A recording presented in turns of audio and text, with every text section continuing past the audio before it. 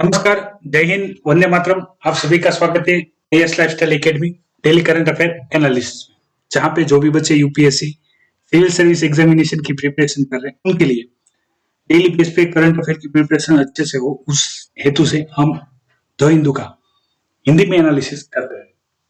और डिस्कशन में हम जो भी प्रीलिम्स मेंस एग्जाम के point of view importance topic है उसी की हम चर्चा करते हैं। और जैसा कि मैंने आपको पहले भी बताया, फिर भी बता देता हूँ कि भाई जो टॉपिक रिपीट होते हैं तो उस टॉपिक को हम स्किप करते हैं। पॉलिटिकल टॉपिक जो exam point of view importance नहीं है उसको भी स्किप करते हैं।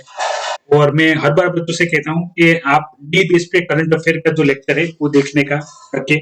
इससे क्या हो कि भाई कोई जो टॉपिक मैंने कल समझाया है, जैसे मैं आज भी जो इन्फॉर्मेशन है जो मैंने कल बताई वो मैं रिपीट नहीं करूंगा, वो मैं आपको वही बोल दूंगा। यदि आपने कल का सेशन नहीं देखा तो आप देख लीजिएगा, ठीक है। और नए स्टूडेंट के लिए यदि आप द हिंदू पीडीएफ फ्री में डाउनलोड करना चाहते हैं तो आप हमारी टेलीग्राम चैनल ज्वाइन कर सकते हैं, जिसके टॉप पे एक लिंक पिन की गई है। उस लिंक को फॉलो करके आप डेली बेस पे द हिंदू पीडीएफ फ्री में डाउनलोड कर सकते हैं। दूसरा, यदि आप UPSC syllabus previous year question paper download करना चाहते हैं तो आप हमारी वेबसाइट www.islifestyle.com ज्वाइन कर सकते हैं, जो आपको स्क्रीन पे दिख रही है। और बाकी भी बहुत सारी इंफॉर्मेशन रहती है जो मैं आपसे शेयर करता रहता हूँ। तो आज का सेशन शुरू करने से पहले यदि आपने कल का सेशन यानी 9 तारीख वाला जो सेशन है वो नहीं देखा है तो आप कृपया देख लीजिएगा, ठीक है। तो मुझे पता चल जाएगा जो भी आज मैं इंफॉर्मेशन दूंगा वो आपको समझने में आसानी होगी। दूसरी चीज, ये जो भी स्टूडेंट ये देख रहे हैं वो अपनी अटेंडेंस दे। अटेंडेंस में वो अपना नाम या प्रेजेंस सर लिख के भी कमेंट कर सकते हैं, ताकि मुझे पता चले डेली बेस पे करंट अफेयर की प्रिपरेशन कौन कौन स्टूडेंट है जो कर रहे हैं रेगुलरली, वो पता चले। तो अपना नाम और जो भी जिस भी एरिया से वो एरिया या तो प्रेजेंट सर करके भी कमेंट कीजिए, तो पता चले कि भाई आप जो भी कहाँ से है। और एक डिटेल और भी इंफॉर्मेशन शेयर कीजिएगा, कब से यूपीएससी सिविल सर्विस एग्जामिनेशन की प्रिपरेशन कौन से साल से कर रही है, 2017, 18, 19, 20, ठीक है। उस साल भी आप कमेंट कर सकते हैं। तो डिस्कशन करते हैं आज के पहले टॉपिक से। पहला टॉपिक जुड़ा हुआ है अपने एलएसी से, लाइन ऑफ एक्चुअल कंट्रोल से, ठीक है। इंडिया और चाइना के बीच में हम तकरीबन लॉकडाउन से कंटिन्यू देखते आ रहे हैं, जितना भी डिस्प्यूट चल रहा है तो उसमें चाइना का स्टैंड क्या रहता है, इंडिया का स्टैंड क्या रहता है। और जैसे हमने कल भी इसका डिस्कशन किया था कि भाई चाइनीज सोल्जर है, ठीक है, पीएलए है जो पीपल्स लिबरेशन आर्मी है, तो उनके जो जवान है उन्होंने एयर फायरिंग किया था, उसकी हमने डिस्कशन की थी। उसके बाद जो पेंगोंग लेक वाली हम कंटिन्यू डिस्कशन कर रहे हैं, जिसमें हमने नॉर्थ बैंक, साउथ बैंक, ठीक है, ब्लैक टॉप वाला जो एरिया देखा जहां पे अभी प्रॉब्लम बढ़ रही है, ठीक है। हालांकि सारी इंफॉर्मेशन हमारे पास नहीं आती है, लेकिन प्रॉब्लम बढ़ रही है ऐसा बार बार बात हो रही है हमारे एक्सटर्नल अफेयर मिनिस्टर और हमारे फॉरेन मिनिस्टर के द्वारा। कल का जो सेशन हुआ था तब मैंने आपको बताया था कि वहां पे जो सोल्जर खड़े थे, ठीक है, चाइना के सोल्जर जो खड़े थे, उसके आगे पत्थर से बनी एक दीवार थी, ठीक है, जो दीवार छोटा बच्चा भी आसानी से गिरा सकता। तभी मैंने आपको एक डिस्कशन किया था कल ही। उसके बाकी के पॉइंट में आज डिस्कशन करने वाला हूँ, लेकिन टॉपिक को कंटिन्यू करने से पहले उस एरिया को जहां से बात हम कंटिन्यू करने वाले उसको मैं बताता हूँ। कल का सेशन आपने नहीं देखा है, ठीक है, डेली करंट अफेयर लेक्चर 9 सितंबर वाला नहीं देखा है तो आप देख लीजिएगा, पता चल जाएगा। तो वो दीवार थी, वो पत्थरों से बनी थी, जिसको आप एक लात मार के भी गिरा सकते हो। तब मैंने आपको बोला था कि भाई इंडिया और पाकिस्तान की जो बॉर्डर है, ठीक है, वो वेल डिफाइन है। और वहां पे हमने जैसे दीवार भी खड़ी की हुई है तारों से कि भाई जिसको कोई आसानी से क्रॉस ना कर सके।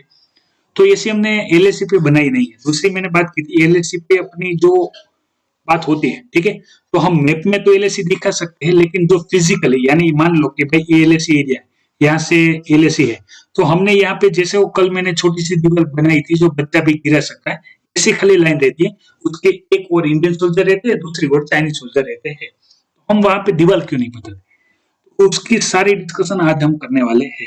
सबसे पहले ये टॉपिक समझने से पहले आपको 3 लाइनों का पता होना चाहिए।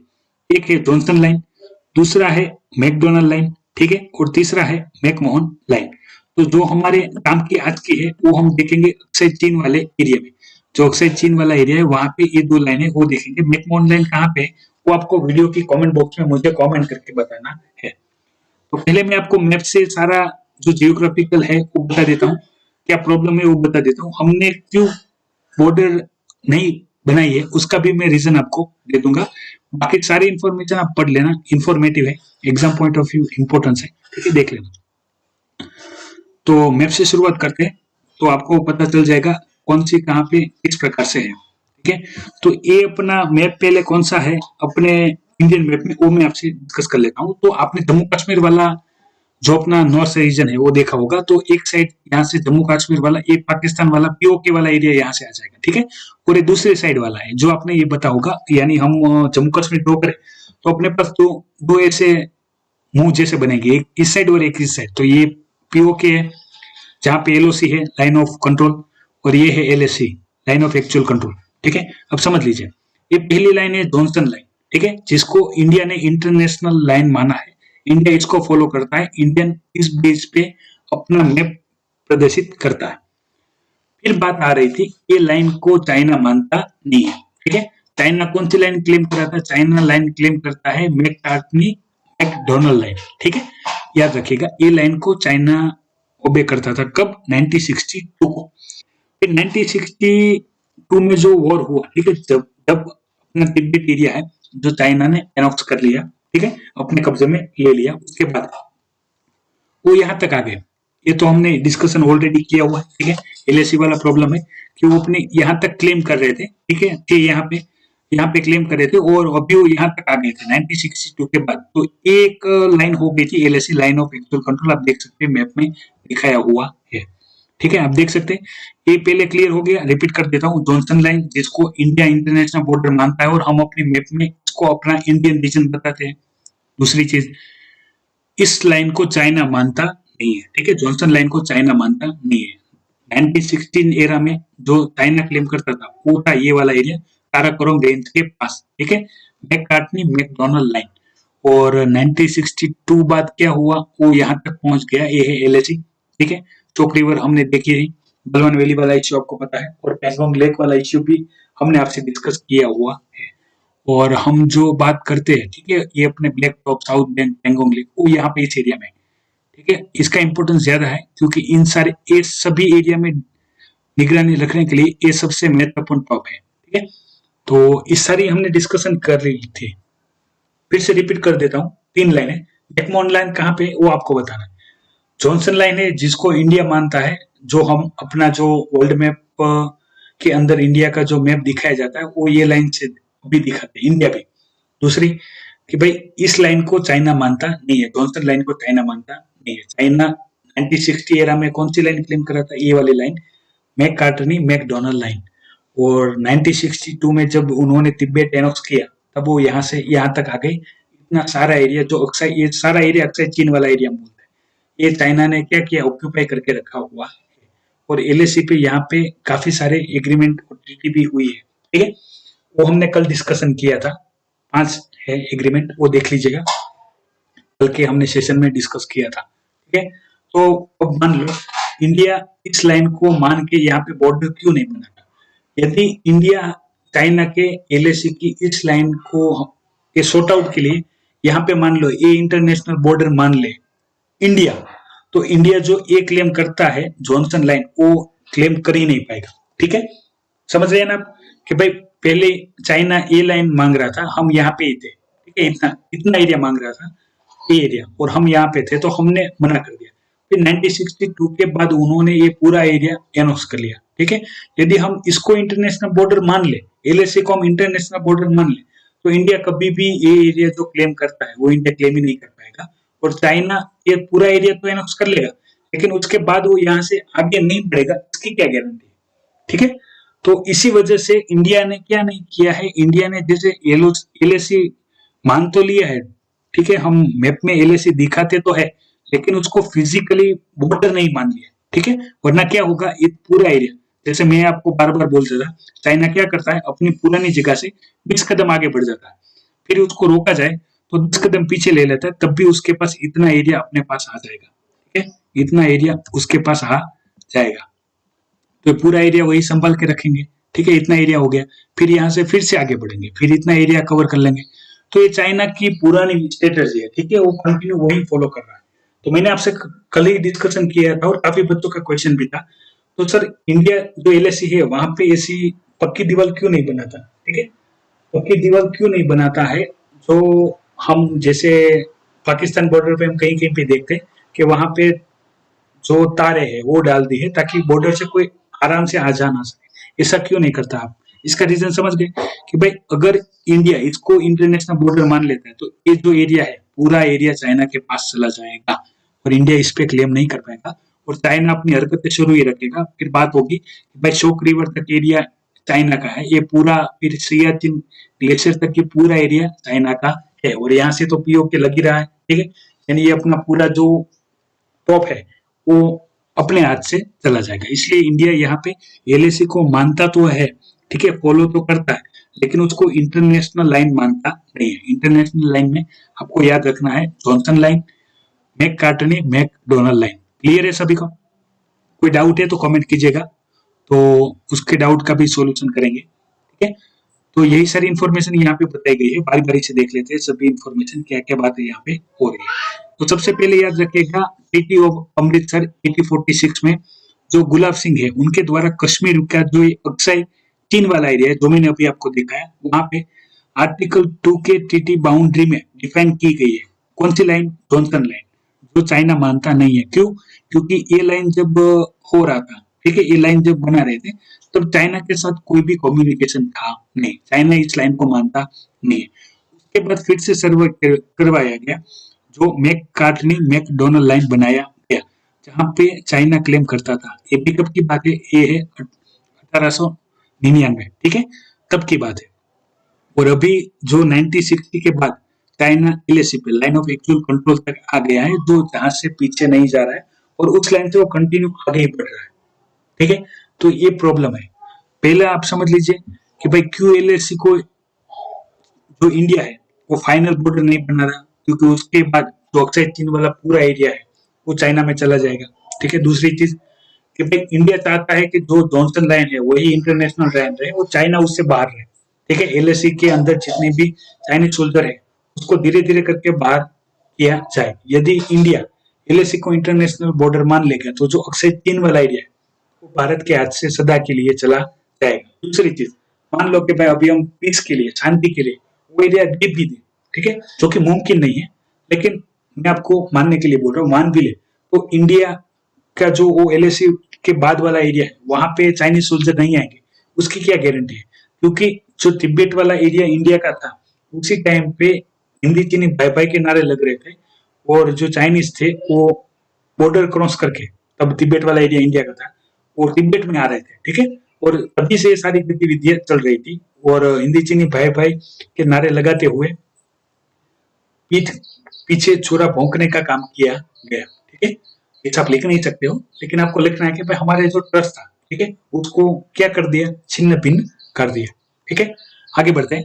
ये फिर से बात की गई है जो डिजिटल डिवाइड का हमने कल कॉन्सेप्ट देखा था अर्बन और रूरल एरिया के लिए, उसी टॉपिक पे बात हो रही है। तो जैसे हमने कल हिमाचल प्रदेश वाला एरिया की बात की थी, ठीक है, उसके बाद हमने बात की थी अर्बन में कॉमनली जो एनएसओ द्वारा नेशनल स्टैटिस्टिकल ऑर्गेनाइजेशन है उनके जो डेटा है उनके बारे में कि भाई अर्बन एरिया है वहां पे 42% एक्सेस है, जो ई लर्निंग है, ऑनलाइन लर्निंग है वहां पे। और गांव की बात करें तो वहां पे 15% ही एनरोलमेंट है, ठीक है, जिसके पास इंटरनेट कनेक्शन है और जो ई लर्निंग कर सकते हैं। तो ये सारे डिस्कशन हमने किया हुआ है, ठीक है। बाकी के इंफॉर्मेटिव पॉइंट आप पढ़ सकते हैं, हमने सारे पॉइंट कल के सेशन में डिस्कस किए हुए हैं, ठीक है। तो मैं रिपीट नहीं करूंगा, कल का सेशन यदि आपने नहीं देखा है तो देख लीजिएगा और जिसने देखा हुआ है वो उसे पढ़ लीजिएगा, इन्फॉर्मेशन हमको समझ में आ जाएगी। अभी फिर से चर्चा में आया है ब्लॉकचेन, ठीक है, और अभी कॉन्सेप्ट है जनरल इलेक्शन। याद रखिए अभी जनरल इलेक्शन के बारे में, ब्लॉकचेन की टेक्निक के बारे में बात करेंगे। देखिए काफी सारी इंफॉर्मेशन है जो मैं आपसे डिस्कस कर सकता हूँ। ब्लॉकचेन ऐसा टॉपिक है जिसके ऊपर मैं एक खाली ब्लॉकचेन के ऊपर मैं 2 घंटा आपको लेक्चर दे सकता हूँ, ठीक है, लेकिन वो आपके कोई काम का नहीं है। मेन समझिए क्या क्या बात है। ब्लॉकचेन टेक्निक की उपयोग होती थी क्रिप्टो करेंसी में, और क्रिप्टो करेंसी का नाम आता है तो दो करेंसी का नाम लिया जाता है, एक है बिटकॉइन, बिटकॉइन दूसरा है इथेरियम कॉइन, ठीक है। जिनका ट्रांजेक्शन के लिए, क्रिप्टो करेंसी ट्रांजेक्शन के लिए ब्लॉकचेन टेक्निक का उपयोग किया जाता है।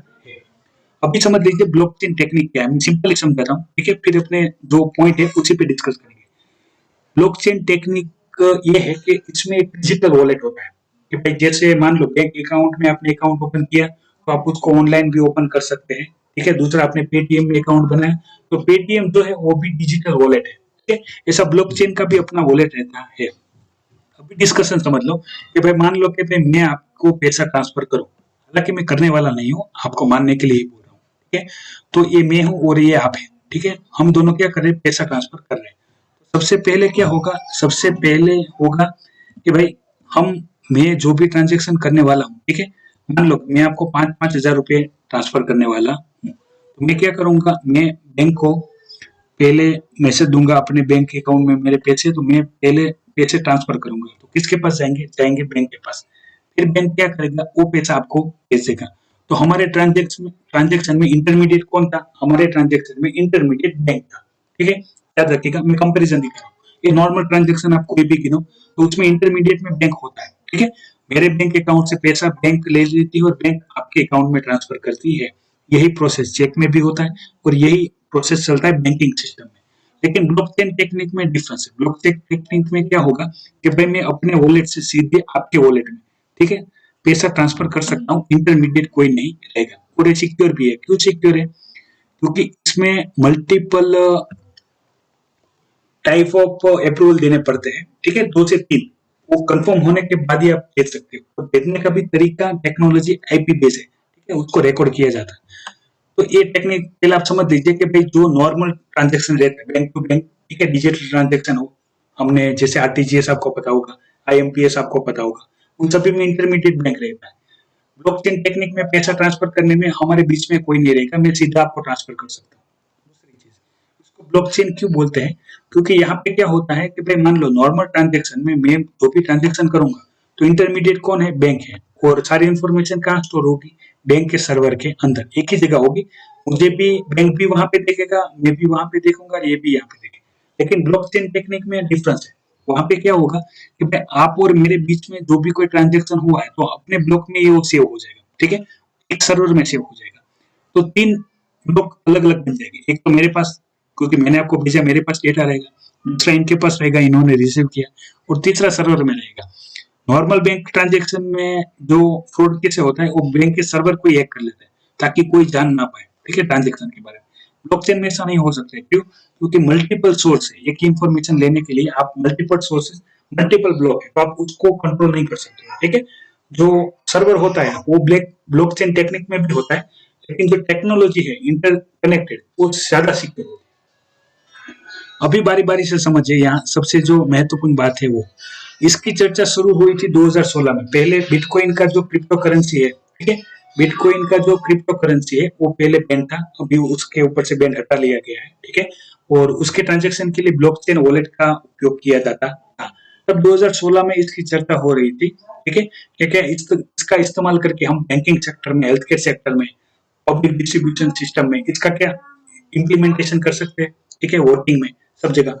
तो 2018 में हमारे जो अरुण जेटली है, ठीक है, वो तब थे, अभी तो नहीं है, तो उन्होंने बताया था कि हम ब्लॉकचेन उपयोग करके रिमोट वोटिंग को क्या कर सकते हैं क्या। तो इसके ऊपर रिसर्च शुरू किया गया था हमारे जो इलेक्शन कमीशन है उनके द्वारा, कि भाई जो भी माइग्रेंट वर्कर है जो अपना स्टेट छोड़ के बाकी के स्टेट में कार्य करते, क्या वो भी रिमोट वोटिंग के द्वारा अपने जो जहाँ पे भी है वहीं से वोटिंग कर सकते हैं क्या, अपने एरिया के जो भी कोई सदस्य है उनको, ताकि उनका भी प्रेजेंस बढ़े। इससे कितने लोग हैं, 51 मिलियन लोग हैं, ठीक है, जिसको प्रभावित कर सकता था ये फैसला, ताकि उसके जो भी लोकल एरिया में जो भी मेंबर है, एमएलए एमपी, उनको इनका इंपॉर्टेंस पता चले कि भाई वो भले दूसरे राज्य में हो, लेकिन उसका हमको ध्यान रखना पड़ेगा, क्योंकि वो भी हमारे वोटर है। क्योंकि आपको पता होगा जो भी कोई इलेक्ट्रिशियन होते हैं, ठीक है, राजनीतिक पार्टी के मेंबर होते हैं, एमएलए हो या एमपी हो, उसको वोट की चिंता रहती है, 5 साल के बाद हमको इनसे ही वोट लेना है।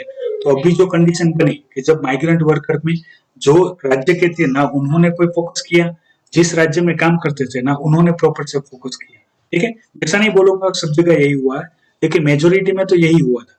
ठीक है, तो उसका भी प्रेजेंस बढ़ाया जा रहा है।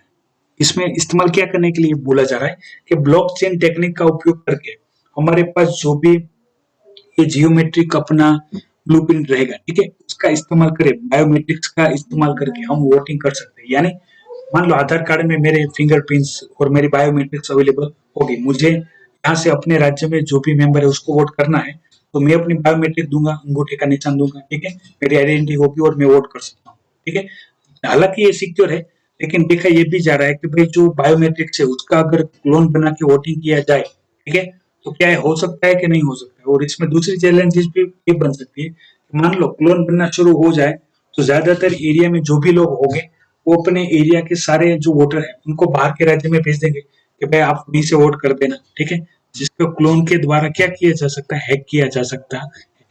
One nation one ration card, one nation one voter ID card, ठीक है, ये कॉन्सेप्ट ज्यादा बढ़ रहा है, तो इस कॉन्सेप्ट को भी आप कनेक्ट कर सकते हैं कि भाई अभी रिसर्च क्या चल रहा है।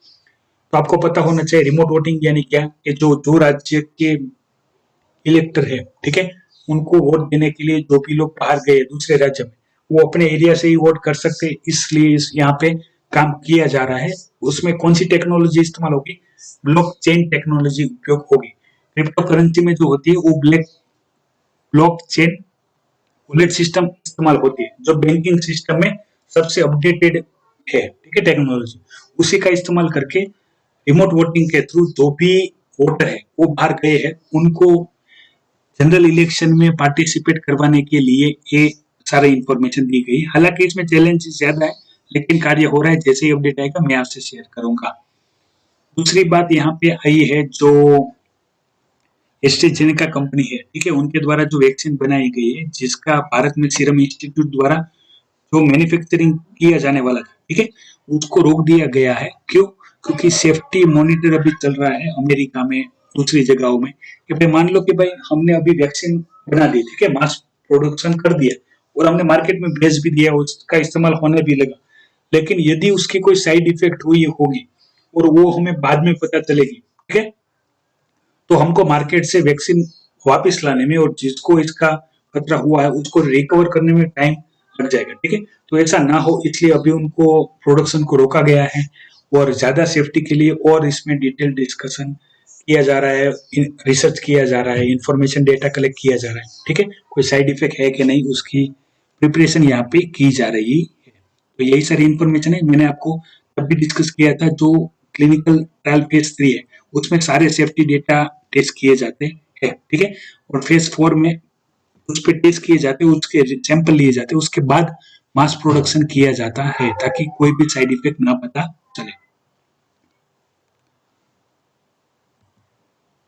उससे आगे बढ़ते हैं, जो भी इंफॉर्मेशन है उसमें। तो फिर से बीटी कॉटन वाला टॉपिक आया है। जो पुराने स्टूडेंट होके उनको तो बीटी कॉटन का पूरा पता ही होगा, लेकिन जो नए स्टूडेंट है उनके लिए पहले आप ये देख लीजिएगा। ठीक है, ये हमारे किसान भाई बहन है, ठीक है, जिसके हाथ में आप देख सकते हैं कपास की जो फसल है, ठीक है, वो कम हुई है या ना के बराबर हुई है, वो दिखाया गया है। बाकी डिस्कशन है, मैं पूरी डिस्कशन यहाँ पे एक साथ नहीं करूंगा, जो इम्पोर्टेंस है वही बताऊंगा, बाकी आप पढ़ लेना। बताया क्या जा रहा है, काफी सारी इंफॉर्मेशन यहाँ पे दी गई है। सबसे पहले आप समझ लीजिए देसी वेरायटी का बात की गई। देसी वेरायटी यानी क्या, यानी जिस भी लोकल एरिया में जो पहले से उसके बाप दादाओं ने जो भी कॉटन के सीड्स उगाए हैं वो कंटिन्यू चल रहे हैं, वो है देसी वेरायटी। नई वेरायटी क्या है, तो आपको पता होगी कि भाई जो खेत में जो भी कपास उगाई जाती है तो वहां पे छोटे छोटे जीव, ठीक है, ये सभी का क्या होता है, इंसेक्ट जितनी भी रहती है उनका क्या होता है, जैसे हमने टीड वाला देखा था, लोकस्ट वाला, ठीक है, टीड हमला हुआ था, तो ऐसे जीवत रहती है, वो कपास का पाक क्या करती है, उसको नुकसान करती है, जिससे ज्यादा क्रॉप आती नहीं है। तो इसका क्या किया जाता है, उन पेस्ट को कंट्रोल करने के लिए उन पे पेस्टिसाइड केमिकल का छिड़काव किया जाता है ताकि वो मर जाए और उनके मरने के बाद कपास अच्छी से हो। तो क्या किया गया कि भाई इस जंतुनाशक में आप देख सकते हैं अलग अलग काफी सारी जो इंसेक्ट है, पेस्ट है, ठीक है, जिसका अटैक होता था और उसके लिए अलग अलग पेस्टिसाइड का छिड़काव करना पड़ता था, जंतुनाशक का छिड़काव करना पड़ता था, जिससे किसान के ऊपर इकोनॉमिकल बर्डन ज्यादा आता था जो ये दवा है उसको छिड़कने के लिए। और इसका अभी मेन रीजन क्या था कि भाई इनके द्वारा जो क्रॉप का जो नुकसान होता था, ठीक है, उससे कपास की फसल इतनी अच्छी होती नहीं थी। तो इसको कंट्रोल करने के लिए जेनेटिकल मॉडिफाई बीटी कॉटन का निर्माण किया गया। यहाँ पे बीटी एक बैक्टीरिया है, ठीक है, बेसिलस थिरेंजीनिस, ठीक है, नाम आप याद रखिएगा। तो इसको क्या किया गया, इसको जीएम क्रॉप बनाया गया, जेनेटिकली मॉडिफाई किया गया। तो इनको मॉडिफाई करने से एक प्रोटीन बना, जो प्रोटीन जो भी इंसेक्ट आती थी कॉटन में, उसको खाते ही वो मर जाती थी, ठीक है, तो उसकी प्रजाति अभी कॉटन खाती नहीं है। तो इसका फायदा क्या हुआ कि भाई जो जंतुनाशक थे, ठीक है, जिसका छंटकाव किया जा रहा था, तो उसका छंटकाव बंद कर दिया गया, ठीक है। उसका छंटकाव बंद करने के कारण क्या हुआ कि भाई जितने पैसे बचे, तो जो किसान थे उन्होंने उससे फर्टिलाइजर डाला, दूसरा के वो सारा इरिगेशन में थोड़ा बढ़ोतरी किया, तो जो यील्ड थी, ठीक है, यील्ड बढ़ गई, यील्ड बढ़ गई यानी कपास का जो क्रॉप था वो ज्यादा आने लगा। अभी क्या हुआ है कि भाई मान लो, भाई अभी आप देख रहे हैं उस तरह से यही बीटी कॉटन से जो यील्ड आ रही थी वो भी कम हो गई, ठीक है। और रीजन ये बताया जा रहा है कि भाई मान लो कि हमने जो बीटी कॉटन का इस्तेमाल किया, तो उसके बाद हमने क्या चेंज कर दिया, हमने उसको पानी देना ज्यादा शुरू कर दिया, क्योंकि सारी कंपनी बीटी कॉटन को कैसे अच्छे क्रॉप ले सकती है उसकी गाइडेंस दे रही थी, तो हमने पानी ज्यादा दिया, ठीक है, इरिगेशन अच्छा किया। दूसरा कि हमने फर्टिलाइजर उनके बताए अनुसार दिया। फिर क्या होता था, फर्टिलाइजर का भी एक लिमिटेशन है, उसकी भी डिस्कशन कर लेता हूँ इसी टॉपिक के साथ, तो चर्चा में आ जाए कि भाई हमने जो ये दो चेंजेस किए, जो हम पुराने देसी क्रॉप थे वहां पे इतना इरिगेशन करते नहीं थे, क्योंकि पैसा पेस्टिसाइड में ही चला जाता था, हम इतना खाद भी नहीं डालते थे, ठीक है, जो यूरिया है, यूरिया खातर है वो भी नहीं डालते थे, ठीक है। पैसा बचा तो हमने यूरिया खातर डाला, पानी अच्छे से दिया, उससे भी क्रॉप बड़ा हो सकता है, ऐसा तो जरूरी नहीं कि भाई बीटी कॉटन ने ही सारा कमाल दिखाया हो।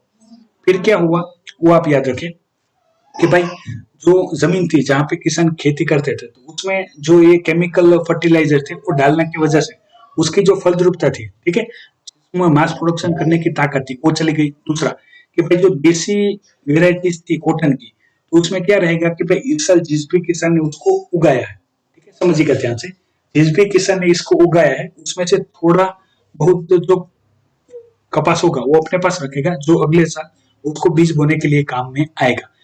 बीटी कॉटन में क्या है, इस साल उगाया है उसमें से ही वो सीड संभाल के नहीं रख सकते, क्यों, क्योंकि उससे अगले साल कपास नहीं होगा, उसके लिए आपको फिर से जो ये सीड कंपनियां हैं, ठीक है, उसका ही आपको कांटेक्ट करना पड़ेगा, उनके पास से सीड लेना होगा। तो हालांकि कहा तो यही जा रहा था, बीच में काफी सारी डिस्कशन हुई थी कि भाई जो सीड्स कंपनियां हैं, ठीक है, उसने मोनोपोली क्रिएट करने के लिए सारा कार्य किया हुआ है, ठीक है।